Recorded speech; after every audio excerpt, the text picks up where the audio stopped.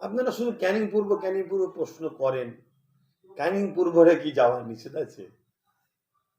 আজকে হয়তো কেউ ক্ষমতার জোর দেখাচ্ছে, হতে পারে আপনাদের কাছে এমন রিপোর্ট থাকতে পারে, কিন্তু মনে রাখবেন যখন নির্বাচন কমিশনের হাতে চলে যাবে তখন তো তার দিদির হাতে আর জোর থাকবে না, তখন সব জায়গায় তো যাওয়া যাবে। বিধানসভায় আমরা শুনতে পাচ্ছিলাম যে আব্বাস সিদ্দিক অর্থাৎ আপনি নিজেও বলেছেন যে 294টা বিধানসভার মধ্যে কোনো জায়গায় দাঁড়াতে পারি পাপ তো নয়। তা সেই পাপটা কি বা পাপ নয় এটা হতে হতে পারে কি সম্ভাবনা আছে? এখনো ওই জায়গাতেই দাঁড়িয়ে আছে, ওই স্ট্যান্ড পয়েন্টেই দাঁড়িয়ে আছে। তবে পরিস্থিতি আগামী দিন কোন জায়গায় আমাকে নিজে দাঁড় করাবে সেটা ঘোষণা হওয়ার পর আপনি বুঝতে পারবেন। আপনাদের দলের বেশ কয়েকজন রাজ্য কমিটি নেতার সঙ্গে আমরা এই নিয়ে আলোচনা করেছিলাম, তাদের বক্তব্য নিয়েছিলাম যে না আব্বাস ভাইজান দাঁড়াবেন না, কিন্তু উনি যে কটা সিট আমরা পাই 40 বা 40টা সেই সিটগুলো প্রচার করার জন্য আমরা দাবি করেছি এবং উনি সহমত হয়েছেন। কি বলবেন? আমি আইএসএফ এর প্রচার সবসময় করি, আগামীতেও করব। আইএসএফ যতদিন সংবিধানকে মান্যতা দিয়ে মূল্যবোধের এবং মানুষের সংবিধানের অধিকারের রাজনীতি করবে ততদিন আইএসএফ এর পক্ষে থাকবো আমি।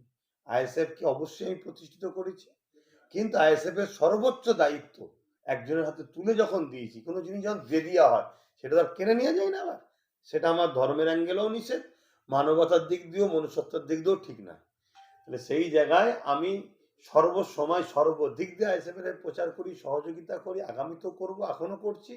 কিন্তু যেদিন দেখবো আইএসএফ সংবিধানকে মান্যতা না দিয়ে, মূল্যবোধকে মান্যতা না দিয়ে, মানুষের রুজি রুটির কথা না ভেবে অন্যদের মতো যেমন মোদি করছে, বিজেপি করছে, মমতা করছে, ধর্মের দিকে বেশি গুরুত্ব দিচ্ছে, মানুষকে শোষণ করছে, লুটছে, এরকম দিকে যদি চলে যায় তাহলে আমি বলবো তোমাদের রাজনীতি না করে তোমরা যেটা পছন্দ করেছো সেই লেবাস লাগিয়ে কেউ পণ্ডিত হও, কেউ মৌলানা হও, এইসব করবে যাও, রাজনীতি করার কি দরকার? তা তখন থেকে আমি বিরোধী করব।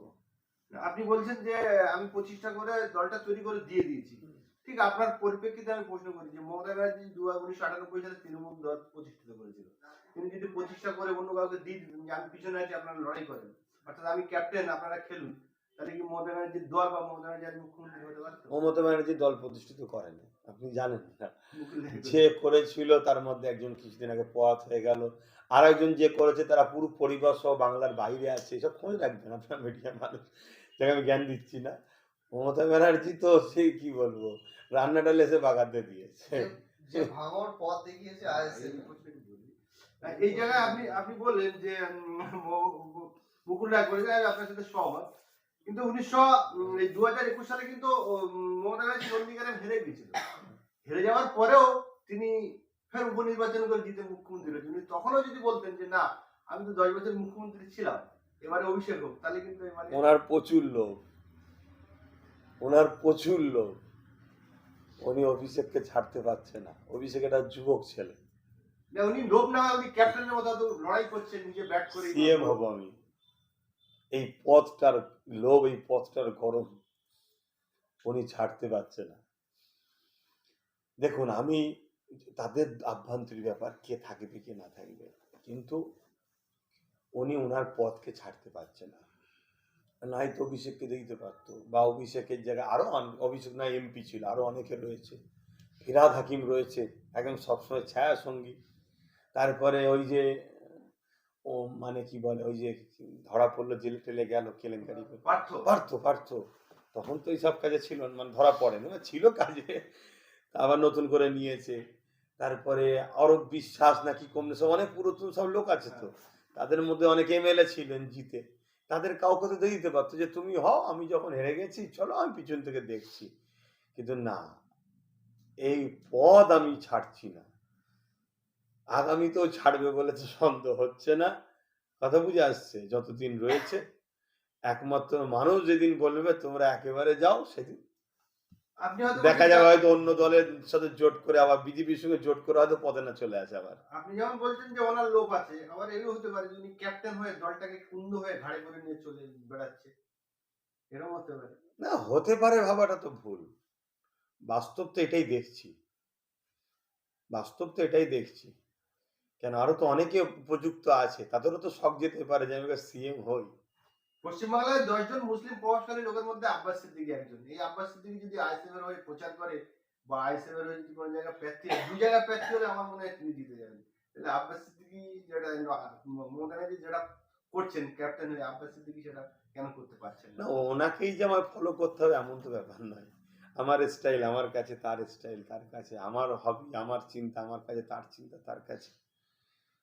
আর তবে শেষ আমি কথা- এতটুকু মনে করি মানুষকে আগিয়ে দিয়ে তার পিছনে কোনো নিঃস্বার্থে লোভ না করে, পদের লোভ না করে, সমাজের সেবার জন্য মানুষকে আগিয়ে দেওয়া, তার পিছন থেকে থাকা, এটা আমার পছন্দ। প্রচার করবেন না অবশ্যই অবশ্যই ক্যানিং পূর্ব বিধানসভা প্রচারে যাবেন? সব জায়গায় যাও, কেন যাবো না? আপনারা শুধু ক্যানিং পূর্ব প্রশ্ন করেন, ক্যানিং পূর্বরে কি যাওয়ার নিষেধ আছে? আজকাল তো কেউ ক্ষমতার জোর দেখাচ্ছে, হতে পারে আপনাদের কাছে এমন রিপোর্ট থাকতে পারে, কিন্তু মনে রাখবেন যখন নির্বাচন কমিশনের হাতে চলে যাবে তখন তো তার দিদির হাতে আর জোর থাকবে না, তখন সব জায়গায় তো যাওয়া যাবে।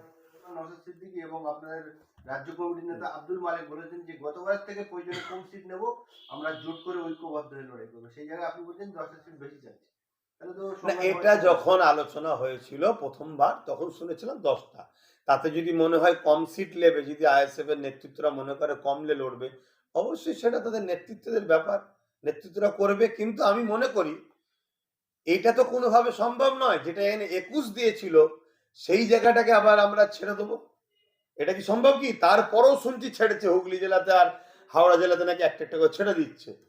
তা যদি এই দরদটা দেখায় তাহলে জোটটা তাড়াতাড়ি হওয়া দরকার আমি মনে করি। তো সামনে যে বিধানসভা ভোট আসছে সেই বিধানসভা ভোটে নওশাদ সিদ্দিকী বা আইএসএফ এর তরফ থেকে দাবি তোলা হচ্ছে যে ডবল ডিজি, অর্থাৎ যদি 40টা সিটে প্রার্থী দেয়, 44টা সিটে প্রার্থী দেয়, অন্তত 10টা সিট জিতবে।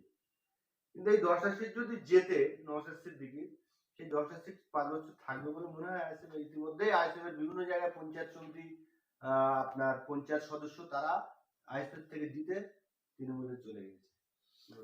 দেখুন, এই যাতায়াতের সিস্টেমটা আছে, স্বাভাবিক মানুষের মধ্যে ভাবনা চিন্তা হতে পারে, তবে একটা এমএলএ আর একটা বুথ লেভেলের সদস্য দুটো এক নয়। বুথ লেভেলের সদস্য তাকে শুধুমাত্র ওই জায়গাটা তার উপরে যে পারিবারিক ধরতে গেলে চাপ, একদম ঘরের মধ্যে চাপ।